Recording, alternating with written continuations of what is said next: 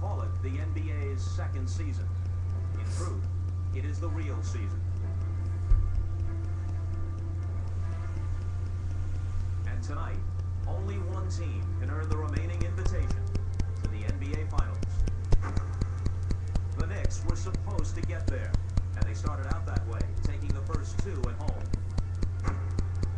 But when Indiana responded in kind at Market Square, the series began to take shape, tied at 2. Still, it lacked artistry. It lacked theater. Game 5 changed that. Game 5 and Reggie Miller.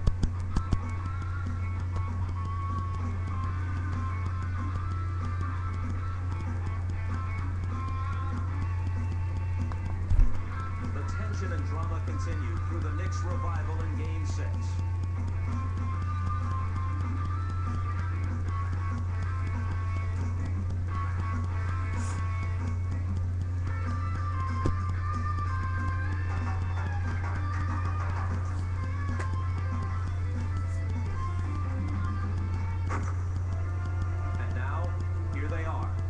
Pacers in their 98th game, 48 minutes from an unexpected achievement.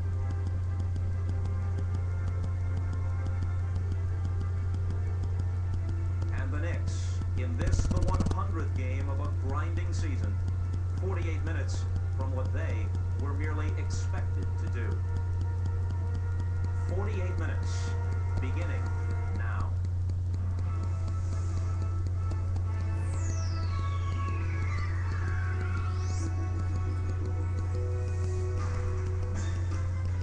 This is the NBA on NBC. The 1994 NBA playoffs. Tonight, Game 7 of the Eastern Conference Finals between the Indiana Pacers and the New York Knicks. For the 7th and decisive game of the series, we have double coverage on the sidelines. We are joined by Rashad and Hannah Storm. Let's start with Ahmad. All right, thanks, Marv. I visited the Knicks locker room. It's very different than it was on Friday night, where it was quiet and very businesslike. Today, very feisty. Everybody appears ready to play. I talked to Patrick Ewing, and he agreed with Pat Riley by saying, whatever we did to get that intensity on Friday, we will have to have it here today. I also talked with John Stark about the motivation, even though this is Game 7. He said the motivating factor is that if we lose, we lose. We are eliminated. He said that's motivating enough. Now, for the Pacers side of it, here's Hannah Storm. Thanks, Ahmad. Well, the Pacers did not have a practice yesterday and said they had a team meeting. They talked about the fact that they came out flat in Game 6 and they want to be more aggressive today from the start, both offensively and defensively. But the key adjustment is this. Reggie Miller, who usually bides his time, paces himself, and gets his teammates involved in the offense early, told me he's going to come out shooting right away and be aggressive on offense and hope that he has enough left should they need his fourth quarter heroics once again. Mark? Thank you, Hannah. The officials, Jason O'Donnell, Mike Mathis, and Hugh Evans. Before this season, the Knicks had not played a 7th game at Madison Square Garden. In 20 years, they now have done it 2 series in a row, including a victory over the Chicago Bulls 2 weeks ago. And Rick Ewing on the opening tip against Dale Davis. And Jake O'Donnell did not like the toss, and he says, do it again. Jake O'Donnell, the outside official, checking it out. Well, this time it's controlled by the Knicks, and now Mike Mathis apparently did not care for it. He felt that Dale, let's see, did he say, apparently stole the jump. Actually, Patrick Ewing stepped out of the circle and caught the tip, which is illegal. The man jumping up has to go make an attempt, touch the ball, but he cannot catch the tip either by himself or by his opponent. So after the rain start, we are underway. Indiana controlling. Hayward Workman. Played by Derek Harper. And right at the start, an illegal defense is called On John Starks, who did not clear out with Reggie Miller. And even though Hannah Stark telling us before the game that Reggie wanted to get off, the Pacers normally go inside to Rick Smits early to get some scoring from him. And really, he has hurt the Pacers in the last 2 ball games because he has rushed things and turned the ball over. It's okay if he gets good shots. That'll help the Pacers. Workman had it knocked away by Harper. Workman on the recovery.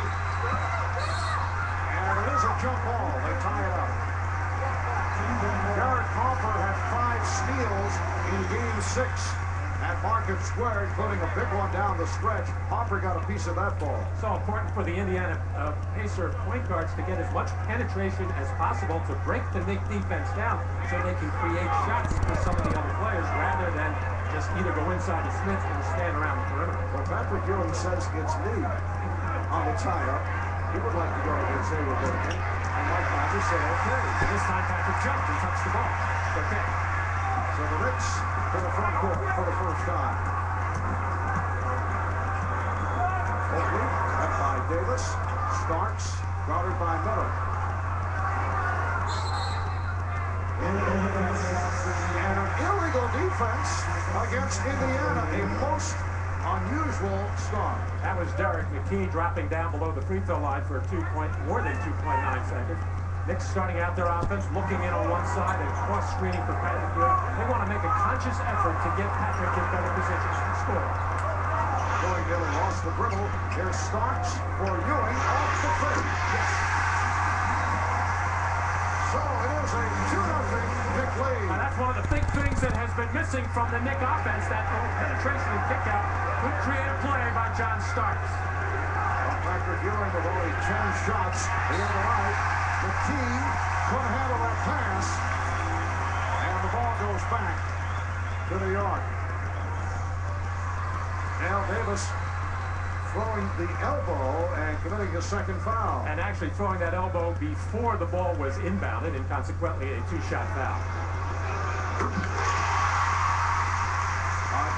John Starks has certainly come on as this series has progressed, making it back from the arthroscopic knee surgery. Struggled earlier in the playoffs against the Nets and the Bulls. And he capped off the playoff performance against Indiana with the 26-point game, including big shots down the stretch on Friday night. Knicks 4 and the Pacers nothing. Reggie Miller, yes. A little different wrinkle to free up Reggie. That time he got a nice little back pick from Rick Smits, and John Starks, not used to that type of maneuver on the baseline, completely lost Miller on the baseline maneuver. Ewing with the drop step. The Knicks 6 and the Pacers 2. We were talking earlier with Pat Riley, and he said the intent at the start was to get Ewing involved. Not happy about not seeing Ewing as involved offensively as he would have liked on Friday night. Foul was called on Charles Smith. Well, another way for Patrick Ewing to get involved, since he's getting double-teamed so much, it hasn't happened much yet tonight, is when he gets double-teamed and gives the ball up, he's got to climb back in there and get on the offensive glass. He is just not getting to the offensive board.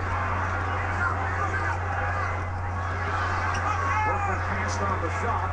Here's Smits. Rick Smits over Patrick Ewing. Rick Smits got the shot opportunities in Game 6, but not able to hit. He was 7 for 19 from the field. Smith passed it up. The Knicks 8 and the Pacers 4. 2:40 gone by in the first. McKee was fouled. John Starks really has kept himself under control these last few ball games. No matter what happens, missed free throw, foul called on him, turnover, mistake, and he hasn't committed many of those. He is just keeping the poker face and playing basketball, and it's pretty hard for him, but he's doing it. Yes, he has been under control. Had the magnificent game on Friday night. Also did a nice job defensively on Reggie Miller, who did get going in the fourth quarter. Saved by Starks. And he carried the ball. Both a palm and a travel call by the official, Mike Mathis. The Knicks with an 8-7 lead as you look at Starks. On the crossover with the left hand, getting his hand just underneath the ball and turning it over. That's a very close ball. A lot of players in this league do this. One of the greatest of all time used to be away with it, and he didn't need the help.